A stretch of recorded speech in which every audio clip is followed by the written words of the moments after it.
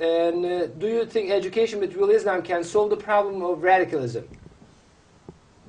I think that, in my view, the #1 challenge of humanity in the 21st century is to go beyond these elements of bigotry that you just described. It used to be the Turks lived in Turkey, and Egyptians lived in Egypt, and British people lived in the UK.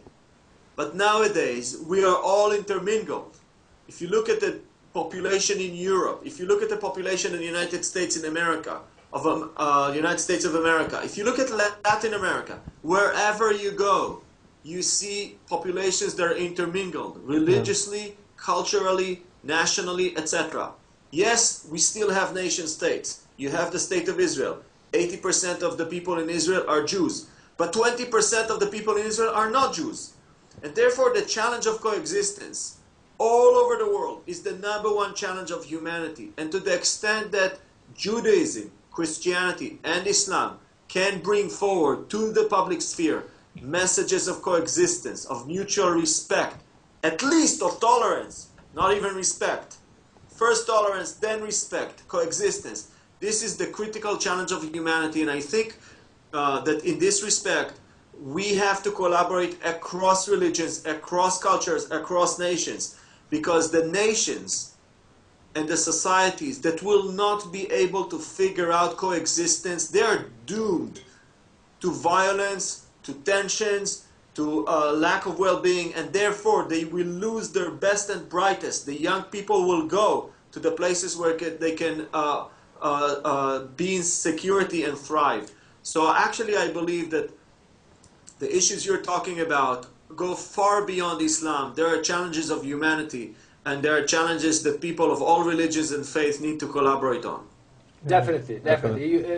A unity, by unity I mean an alliance of the three Abrahamic religions, Christians, Jews, and Muslims coming together. Excuse me. And teaching true religion is very important to eradicate this radicalism and bigotry, which is definitely a wrong interpretation of Islam, for example, or it has definitely nothing to do with Islam, because in Islam, according to Islam, people of the book, the Jews and Christians, have to be respected. Allah orders in the Quran to treat them very nicely. Yes. Allah says, only argue with them in the kindest way.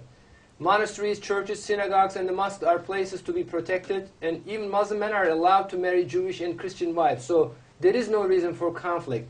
But this radicalism and bigotry has originated because Muslims got fragmented, they got divided, and then many different groups have these bigot interpretations and bigot behaviors. But only by an intellectual struggle we can eradicate that. It is not a solution to kill radicals or to kill bigot people, no. Education is very important, intellectuals together, and for this, good people coming together is very important, like yourself, for example. You're an intellectual person with good wishes and wisdom. So good people coming together is very important. Other people will follow that. And we hope the solution will come very soon by unity and alliance.